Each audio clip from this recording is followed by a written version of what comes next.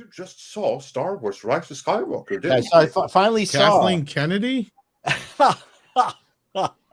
Palpatine. Oh, Palpatine. I thought you meant Kennedy. What an extraordinary movie that is.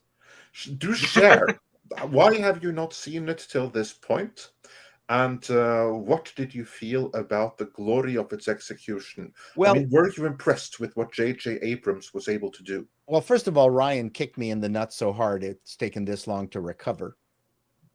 And so waiting not the Last Jedi. Yeah, and watching this movie was for me like waiting to watch a Holocaust movie. I went, do I really want to see it? And that's you was always it wrong of me to laugh there? Yeah, it's okay. And so I dreaded it, and I went finally, okay, you know what? I need to complete the trilogy because I'm talking about this stuff, so I can't talk through my hat. And so I watched it, and it was an unbelievable mess, like a hilarious mess, one set piece after another, which were, look, I have to give credit. Abrams can shoot a movie. Would anyone disagree? Like he can shoot it? Not at all. No, is he not shooting it still, Tom? Because he was I believe shooting that movie. Yes, there's a few more scenes that need to be finished yet. But the joke here, Paul, is that you know how long they were shooting that movie? Oh, right. And up until the week of premiere. Yeah, literally up to the last minute. The set pieces are spectacular, but it's like, okay, Kylo's bad. He's good. He's bad. Oh, he shows up. Oh, he just crushed her little triangular Juby thing. What about light speed jumping? What'd you think of that? That was stupid. But and the other thing that was stupid was that armada of Star Destroyers, were they within some kind of atmospheric planet? They were built under ice. Yes. You're asking too many questions. Oh, they were Paul. built under ice because I didn't know how the people broke through the ice and got in, and then just look at the space horses, ponies that they were riding. The ponies, the horses riding to rescue on the wings of a star cruiser. I didn't understand where the atmosphere came from. Okay, so they weren't in space. I needed to. No, the orientation, the scene geography was not coherent. Okay, because I need to be more observant. So yeah, the whole relationship between Rey and the fight scenes, and she's just wailing with her lightsaber, and then the number of spinny moves, like stop with the hui wah. But she's good at it, Paul. Oh, endless spinny moves. Spinning, that's a neat trick. Oh, I hate it regardless, whatever the kung fu movies are. It doesn't matter. The spinning moves are the dumbest joke. It's the dumbest moves. And they weren't fighting each other like with epées. Like they should be strategically trying to like block and da. That was the worst. Like in The Empire Strikes Back and Return of the Jedi. Yeah. That's right. It was the worst sword. You didn't like when Kylo Ben showed up as Michael Jackson at the end?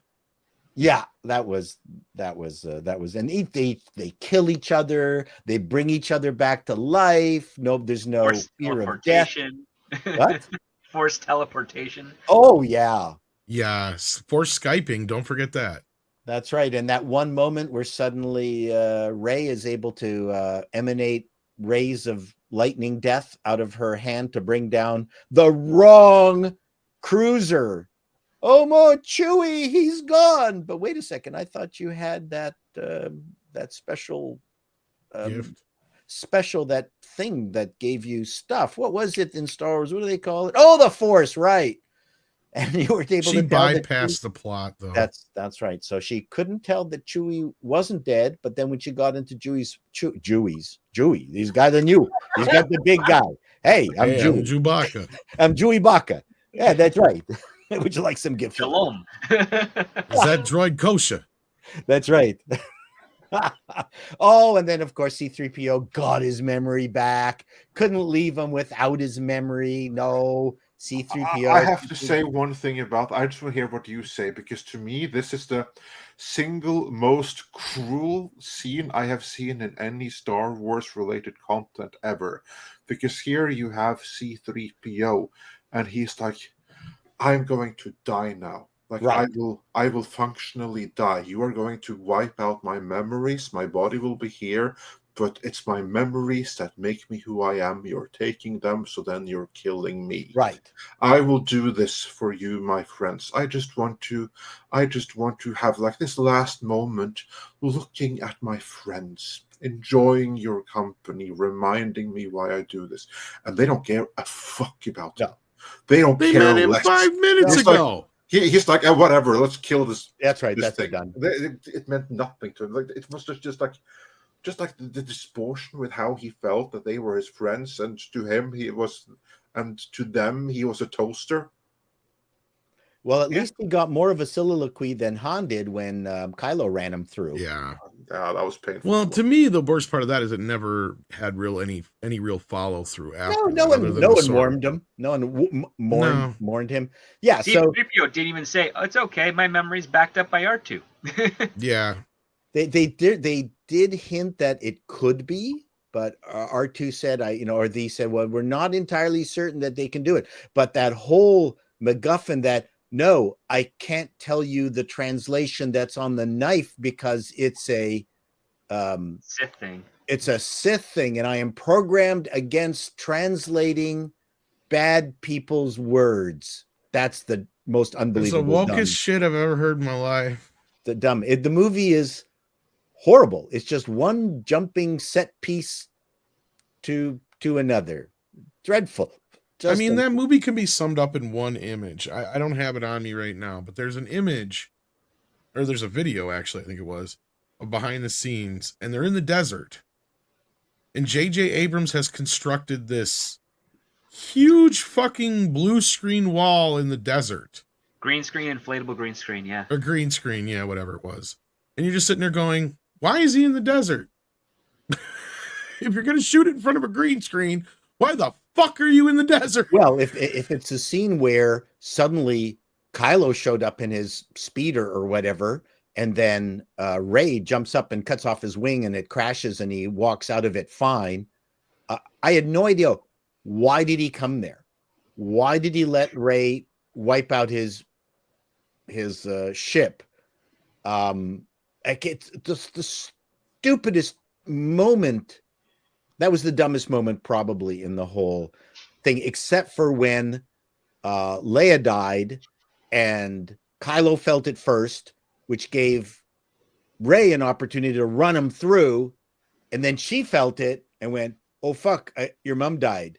Oh man, is there like a Hallmark card I could give you or something? Shit, I run you through. Damn. You mean you weren't moved by her performance, her stilted performance from Force Awakens? You're talking about Carrie Ridley? Fisher? Oh, No, Carrie Fisher. When she was talking to Ridley, and all that stuff's from the outtakes from Force Awakens. Oh. And you can tell because the dialogue is just so lame. Was It's like, was she dead by the time they filmed the yes, third movie? she died right after they got done filming The Last Jedi. Right. They had time to fix this. That's the biggest bunch of horse shit in the world, because that's why Colin Trevorrow left, because he was like, I can't do this without Luke Skywalker now. You got to fix that ending, basically. Oh, they brought in Luke and they're Skywalker. like, no, we're not going to do that. And he's like, well, then I'm fucked. I can't do this movie without him because now I don't have Carrie Fisher. And they're like, oh, we still can use old footage. I love how the Force ghost of Luke caught her lightsaber that she was throwing into the burning heap of the spaceship. Well, that was okay. That's the other part of this movie, basically. And I'm sure you've heard me say this before, Paul. Now that you've seen it, you know what I'm saying. The Last Jedi and The Force Awakens is basically the world's most expensive Twitter war between directors. Well, I don't know what they could have done after Ryan's movie. Oh, you could have done a few things. I mean, Colin Trevorrow's script isn't perfect, but at least it's a logical ending to what we had gotten prior. It was such Ryan threw in such a bomb into that. I don't know. And that's why it's hilarious. So for the first half hour of this movie, you have, I don't know if you noticed this or not, but J.J. Abrams basically throwing everything that Ryan did out the window and starting over. Yeah. And that's why I say it's nothing but two directors going, I can do it better than you. Basically. And it was just a bunch of nonsense by the end, and that's why I haven't watched Rise of Palpatine since it came out, but I remember laughing at it unironically Star throughout Wars the entire is thing. nonsense. Let's not forget that. But what this movie and the Rian Johnson movie especially forgot was the original movies had this meanwhile on this other planet, or meanwhile with Han, they had that Flash Gordon-y over here. They're now doing this. It was other characters have lives. Yeah. Yeah. And that's gone. The first movie was getting all the characters together. The second movie was separating them and then getting them reunited. No, not all the again movies. at the end. All characters together. They didn't get all three of them together in the first. No. I'm talking about the original film. Oh, yeah. Like the original film is about building the team. Yeah. And then the second film, that team gets separated. And then the third film is about them coming back together and defeating the bad guys. In this movie, you have them building the team in the first film, and they don't rebuild the original team in the process. No, they're building a new team. And then they try to pull an empire in the second film by separating the teams out. Yeah. And it doesn't work because you have no attachment to these fuckers. They've done nothing to really get you to know them. The one you know the most is Finn, actually. And they make his character go completely 180 outside of his obsession with Rey. Yeah. So he's obsessed with Rey, but then he's obsessed with the black girl at the end. Yeah. And I didn't get where he was coming from. I felt so badly for the actors. They tried so hard. I mean, the worst really was Poe. Oscar Isaac. Yeah, that was dreadful. Like, well, he was just in the original cut of The Force Awakens, and then they brought him back because he tested so well at the start. I had no idea. No, the movie was. Yeah, that's why he had nothing to really do for the next two movies. Well, the thing is that there was no in the original Star Wars. There was a team effort to do what they did. Like, they worked together to accomplish something. Leia was, down on Yavin, coordinating with the team of the attack on the Death Star. Han Solo comes in to help Luke destroy the Death Star. There's no cooperation like that in The Force Awakens. None. Well, no, in fact, but they did have ships that can blow up planets. They just can't get off of that drug. That's just JJ. That's just JJ's thing. Like, he's gotta, he doesn't understand, and Script has brought this up too, so I'm not trying to steal Script's point, but he likes to take whatever he thinks that when he's remaking something or rebuilding something, you just take whatever it was before and make it bigger. Like, literally bigger. He doesn't understand what bigger means when you say, do that, but do it bigger. He says, oh, you got a Death Star? I'll make a planet that's a Death Star. Right. Oh, you got a big ship? I'll make a bigger ship. Like he did with Star Trek, he doesn't get it. And all these ships now that are under the ice, apparently, are capable of blowing up planets. Yes. All of them now. And because he doesn't have any real imagination. That's the big thing, Paul. Oh, no. We'll move the communication tower. We'll turn it off from here when we'll move it onto our ship. Oh, no. Flynn goes, they've moved the communication tower. It also may show how much these guys have really watched the sequels, to be honest with you, because I don't think they have. Because if they really watched Empire Strikes Back and actually saw how different it was from the first film, then maybe they would understand why people love the Star Wars movies. The first movie is what it is. It's kind of like a quaint, mythological story. The second film is where you really get down to the nitty gritty with the characters and the structure of the film and how it's set up and how it's all moves towards that last act, right? Like, you separate all these characters in the beginning after this battle, but everything they do is moving towards that last section, moving the story forward. It doesn't have a fucking Death Star. It doesn't have this other looming thing going on. What you have is a very simple story of Darth Vader wants Luke Skywalker and he set a trap for him. That's the plot of Empire Strikes Back. And it's under the brilliant guise of Darth Vader wants that as revenge from destroying the Death Star, but no, the twist is it's something much personal and much deeper. That's it. That's the whole plot for Empire Strikes Back, but it's done so beautifully that you don't really think about how simple it is. It's because of the characters and how they drive the story. And like Script said, we have an attachment to it now because of that reveal at the end. That we now find out that all this time Darth Vader's been Luke Skywalker's father. What? That was Wait, a great that reveal. changes everything, right? That means Luke could be evil eventually. Yeah. So they keep trying to recreate. recreate that moment without truly understanding what it meant. You are a Right? Palpatine. You are a Palpatine. Exactly. It doesn't mean shit now. Why? So- Because you didn't build up to that at all. So if she had killed him while he was hung up in that life support system, then she would have succumbed to his evil and become a Palpatine. But when he usurped the power, the force of both Kylo and Ren and became corporeal and was able to be ambulatory, then when she killed him, she was no longer succumbing to his evil anymore. What? Yeah, there's no logic in that, but you explain it correct. No, Yes. yeah. So To be that honest was- with you, yeah, it's ridiculous. Sorry, go ahead, it was Paul. just you're setting up these rules and then breaking them within like a couple of paragraphs later. Just, Oh yeah, Yeah, Wait a that's second. about JJ for you. yeah. He doesn't understand rules. but I've got 2 lightsabers now that I'm now going to zap back at you, which is And then you even have them ripping off the Endgame thing where Thanos says, "I am inevitable," and Iron Man says, "I am Iron Man." It's like, "I am all the Sith and I am all the Jedi." That's exactly what it is. It's a shot for shot, beat for beat recreation ripoff of a better movie with a better thematic thing going on with those two characters. That's the other thing, because he never has real themes in his movies. He doesn't. I don't think he understands what a theme is. true. But again, you know what happened after the Last Jedi, the middle one? I can never remember names.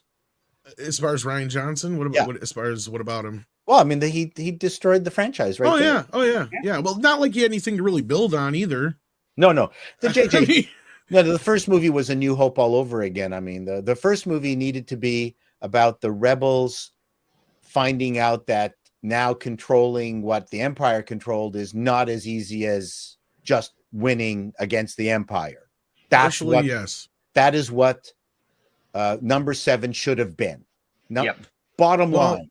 That, or like I've always said, that what it should have been is the first movie, because the stupid thing is there shouldn't be a rebellion.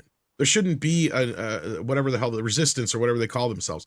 At this point, this many years down the road, you have a situation that's perfectly set up to where Leia is running this new republic. Right. She is so wrapped up in that she doesn't have time for Han Solo. So he's pissed at her, and he's pissed at her because their son has now gone down the path of the dark side because she has had no time for him. And in the meantime, you have people who were still sympathetic to the Empire, who have infiltrated this new republic, just like Hydra have. And while all this shit's going on in the process, because Leia is so preoccupied with trying to get the new republic up and running over these last few years, that she hasn't noticed all these problems going on in the background, for all of it to erupt in her face, and she has to turn to her brother and ask for help because her son has now turned to the dark side, right? Like he has been he took the quick and easy path just like his grandfather did. Well, and ultimately Lucas liked all that governmental stuff, and to have the ex-rebels now have to deal with technical government, the technical side of government, that's actually could have been part of the story. That would have been very much like 1, 2, and 3. So that would have continued those kinds of themes where it's easy to defeat the bad guy. So number 1, you're going to have. I got to administer. And well, the question should be, what do you do when you're technically the bad guy in the situation? Cave? Why she should be in the palace, like they ended the number 6. She should be, where they got the awards and they had the big, parades and things like that. That's where Leia should have been. And it just made no sense at all. That would have been the continuation of the movie. Well, my point was too is just you're making it series. like kind of a flip on it, because the original one was fighting this outside force of evil, right? This time you're dealing with an inside force of evil, and one of them is your own son. Sure, right? And the other thing too is you can't kill off the remnants of the Empire. It's too big a vast galaxy. But because ISIS was a thing at the time, I was thinking that there are going to be people who are going to be unhappy with the Rebel Alliance and how they're governing. Yeah. And Well, and that's what I liked about Mandalorian. Why wouldn't they naturally associate with an ISIS-like version of the Empire, which they called the First Order?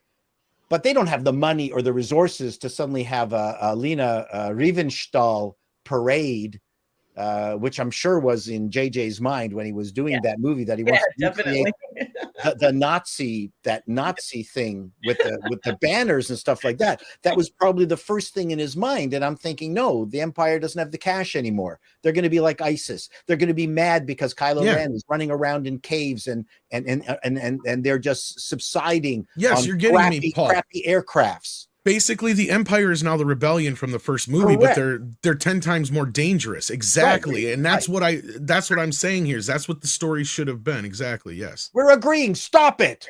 Yes. No, you're getting me 100%, man. Yeah, I think it would have been a great twist on it.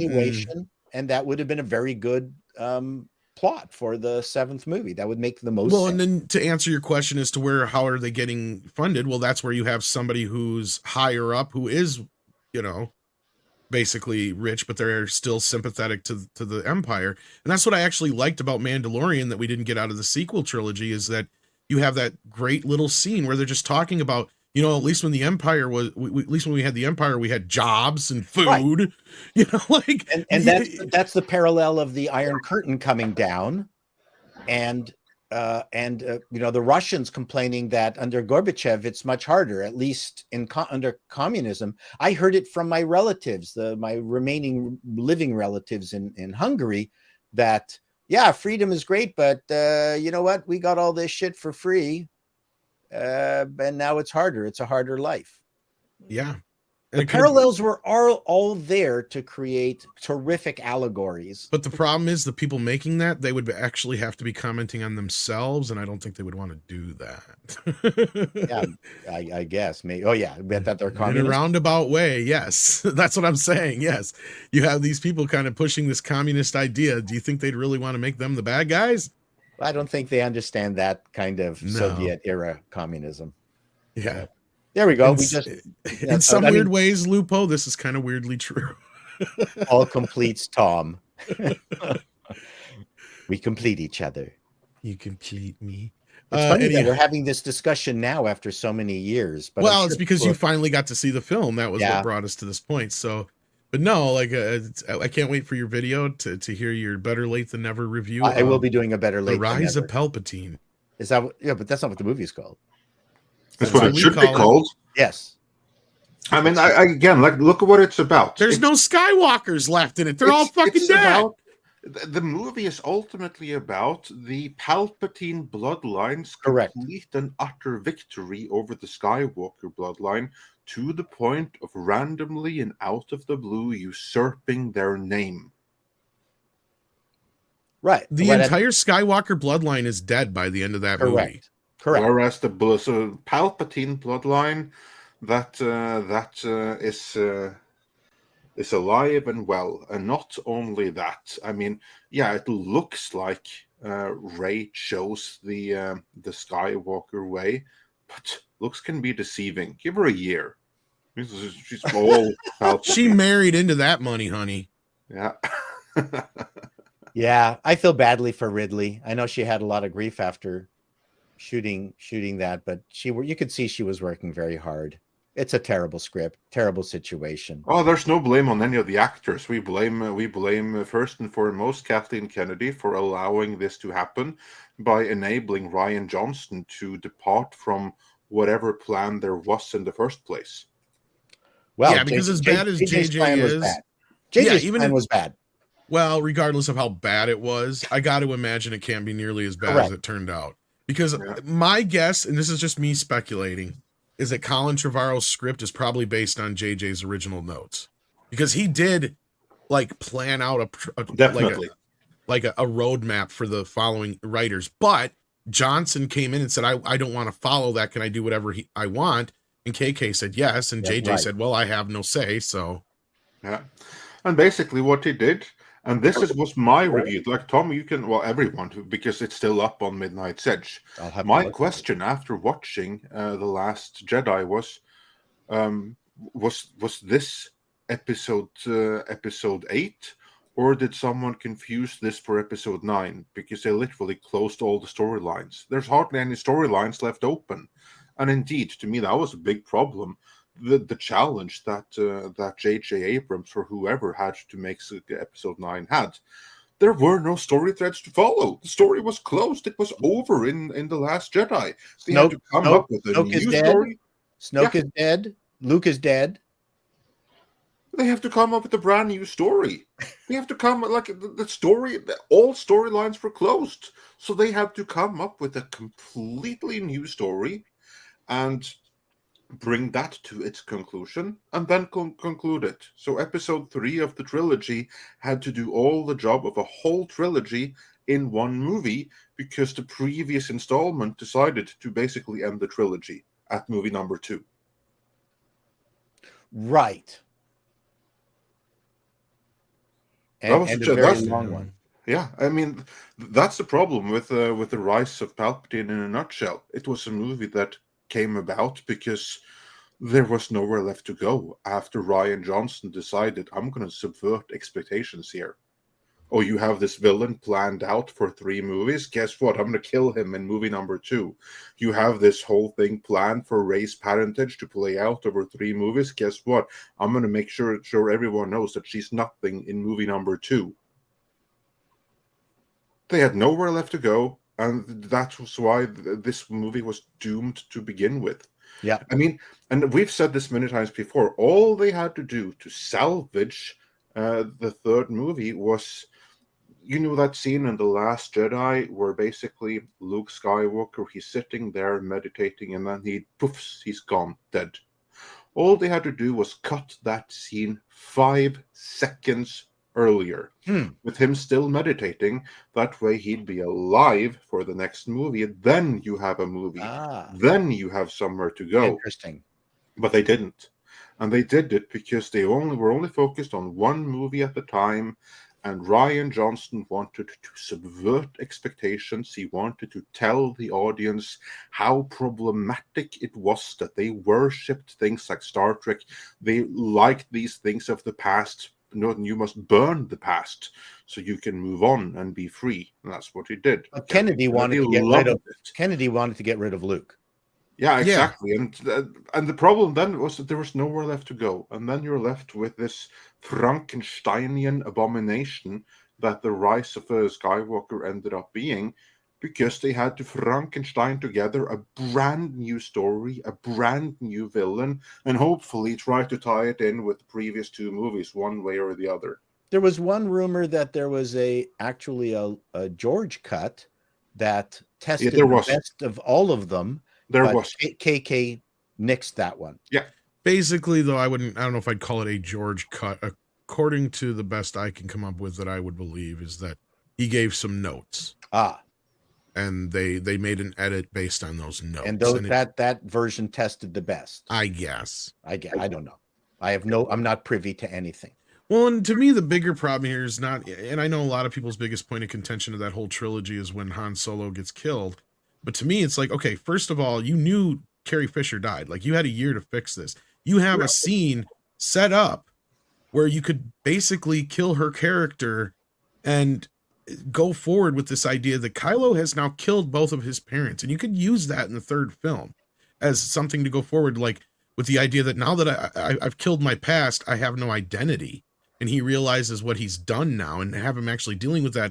And that was my bigger problem, was it wasn't so much how it all happened. It was the fact that they never really addressed it after that. Sure, you have that stupid callback scene in Rise of Palpatine where Han Solo shows up through the vision thing, but it's like too little, too late now. You're not even, again, with the whole thematic thing with JJ not understanding how to do this right. It's like, so you have all the elements still to build on. Have the force power thingy to do that? Was Leia projecting Han. That wasn't actually Han.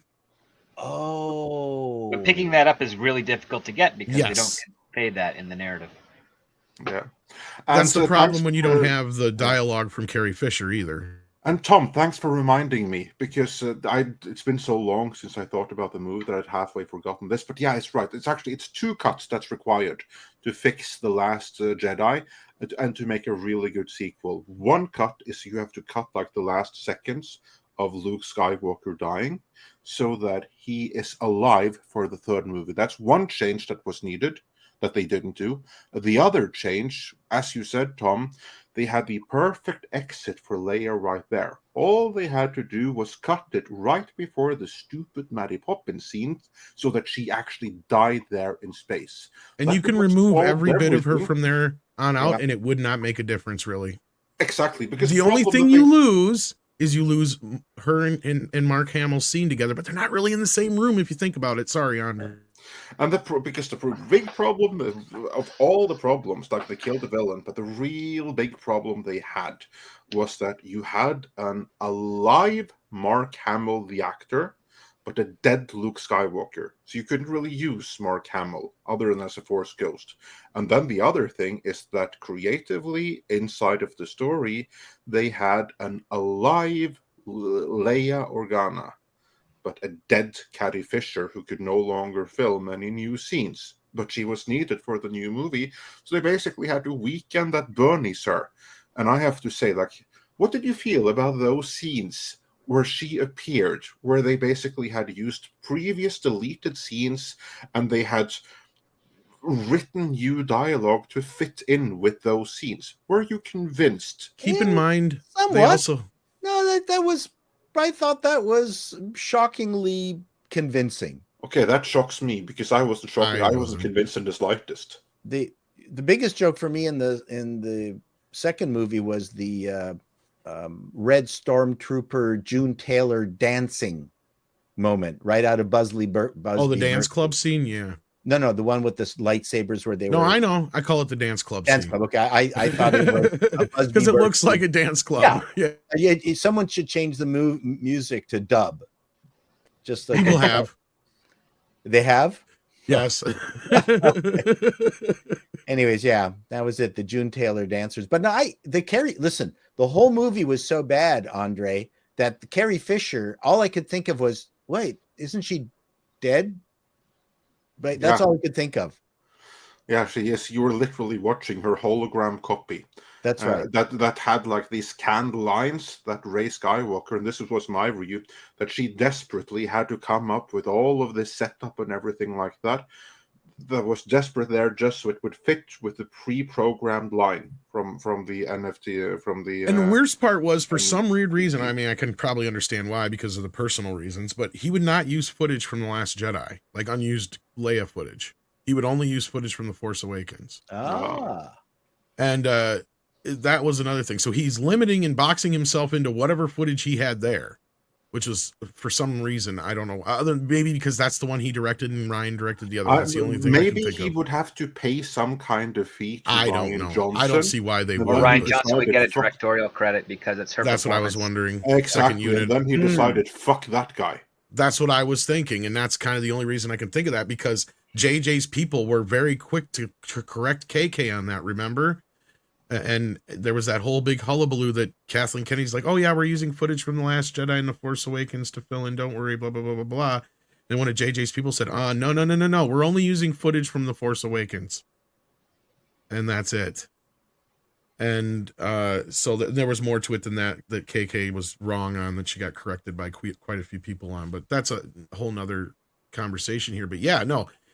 And to me, the bigger insult of The Last Jedi is you keep her alive, but you keep her in a coma for the last half of the fucking movie. And when she only shows up for one reason and one reason only, and that is to take out, to what's his name? Poe, right? Shoot Oscar Isaac. Yeah, shoot Oscar Isaac. And that's it. Really, that's all she really does. I love how Oscar Isaac was running around. I can't make decisions. I gotta look for Carrie Fisher to make a decision. And she shoots him. You know what's interesting is the impetus of myself finally watching that last movie has resurrected all these old ghosts, and everybody here is talking probably as emotionally as when the movies were first released. Yeah. This is how much these movies meant to us. That to me is the most fascinating part of this discussion, is that we're still talking about it and probably just as emotionally. This is fascinating. I think that 6 speaks for everyone, saying I'm going to need therapy after this trip down memory lane. I think so. Yeah, that actually goes to show just how important Star Wars was in popular culture, and the interest and the love that was for it. And then you juxtapose that against the numbers that Andor is currently getting on Disney Plus. They killed it. Yeah. Star Wars was mismanaged to hell. Yep. And people are traumatized for it.